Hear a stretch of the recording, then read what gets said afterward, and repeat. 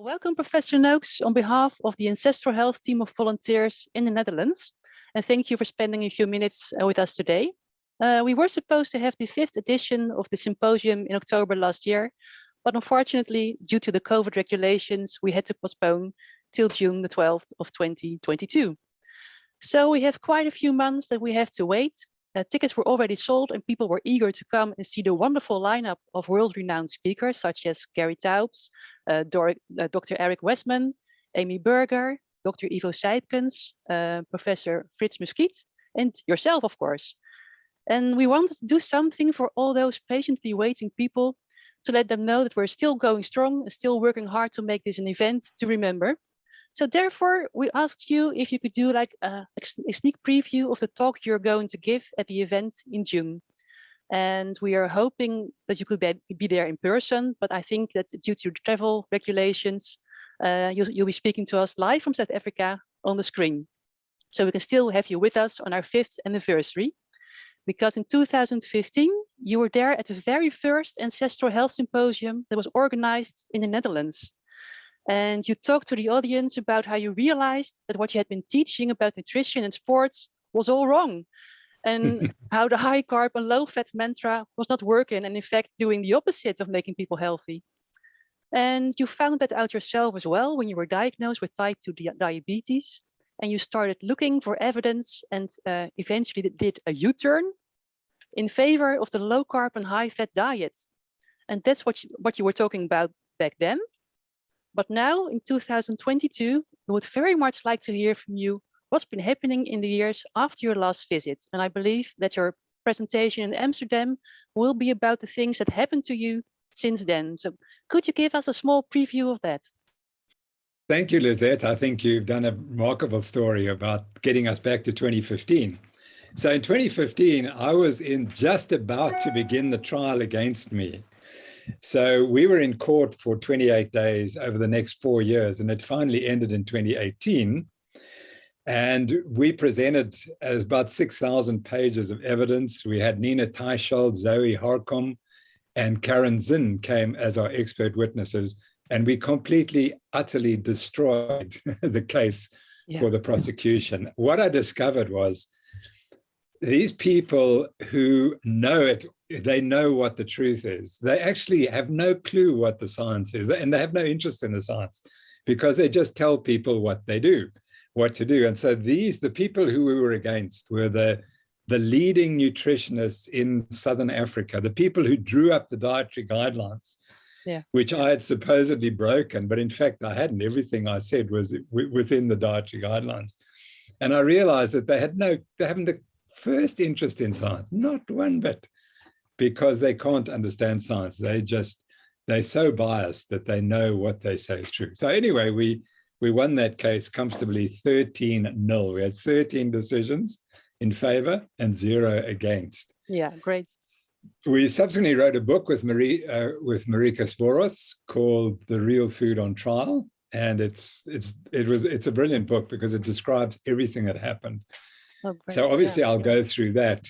And then I'll just bring everyone up to date in what I've been doing since then.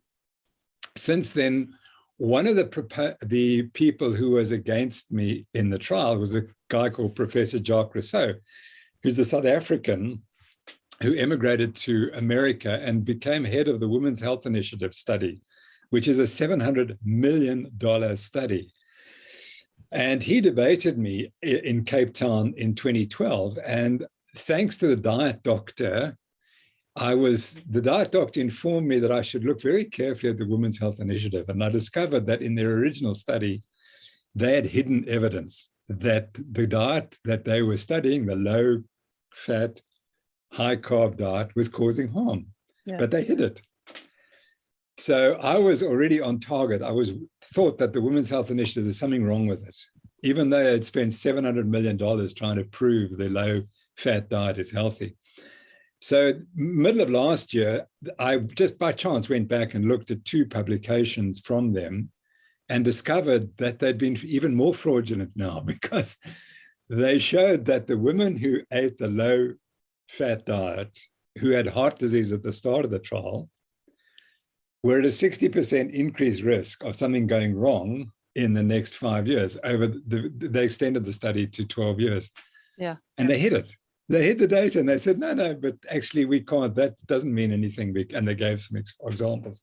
Incredible. So I looked through it very carefully and then published a paper in Open Heart, which is a British Medical Journal article.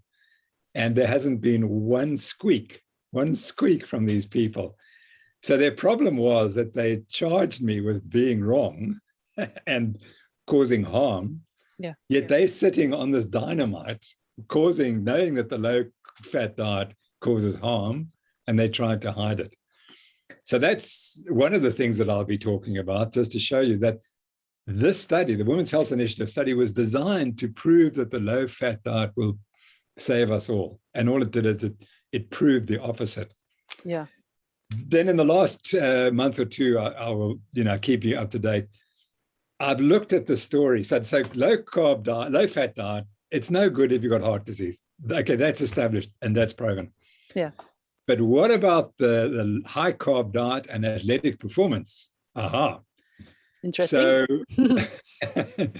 So I went back and I knew I was wrong, but I didn't know how wrong I was. So I went back and looked at all the original data. So in the briefest terms, it turns out that we were all hoodwinked in 1967 because some Scandinavian scientists, brilliant scientists, developed a thing called a muscle biopsy, and then they could take a sample of muscle and they measured for the first time carbohydrate in the muscle, the glycogen stores. And they said glycogen is everything. And fools like myself said glycogen is everything. So that carbohydrate intake is everything. So I went back and looked at those data because everything we did for 20 years, 30 years was premised on the idea that you have to have lots of muscle glycogen to perform well. It was absolutely premised on that. Yeah. So I went back and looked at the original studies that they had done, and they missed something. They missed something that was critical. And what they missed was that whenever they measured performance going down, not only was muscle glycogen going down, but the blood glucose concentration was going down as well. Right. And so therefore you cannot distinguish between, was it the blood glucose fall causing the problem, or was it the muscle glycogen? So I went and looked at every single study I could find. And without exception, once the glucose falls, your performance drops off, without exception. As long as you keep your glucose up, it doesn't matter what your muscle glycogen is doing, your performance will be fine. Okay. So that's a lovely little story. And what it shows is that the body is far too clever, you see. Exactly. And we got it all. So we said that the body works to keep your muscle glycogen. And all this research we've done was to, how do you protect your muscle glycogen? The body's not interested in protecting muscle glycogen. It's protecting the liver glycogen. So it burns the muscle glycogen to spare the liver so you don't become hypoglycemic. That's how the body works. So when you adapt to a high-fat diet, because you've got less glucose in the liver, the body burns fat instead of glucose from the bloodstream. And that's how the body's designed. And that's why you regulate very tightly your blood glucose concentration, but you allow the muscle glycogen to drop because that's protecting the liver and your blood glucose. And so what does it mean? It means the only thing you have to do during exercise is make sure you keep your blood glucose up. That's it.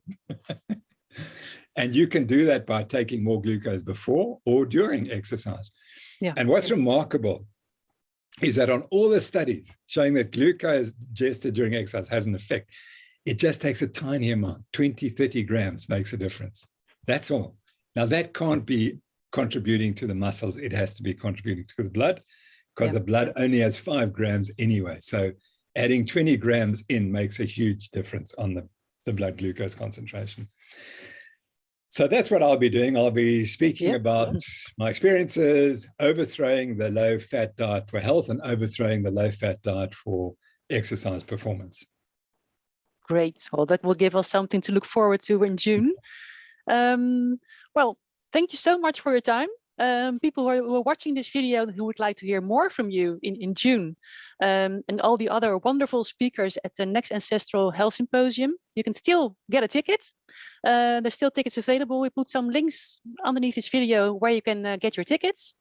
Well, Professor Noakes, thank you so much, and we look forward to meeting you in June in Amsterdam on the screen. Thank you very much. Thanks, Lizette. I'm looking forward to it. It was a wonderful conference last time, and I know it's going to be fantastic this time as well. Great. Well, see you in June. Thank you. Thank you so much. Bye-bye. Bye.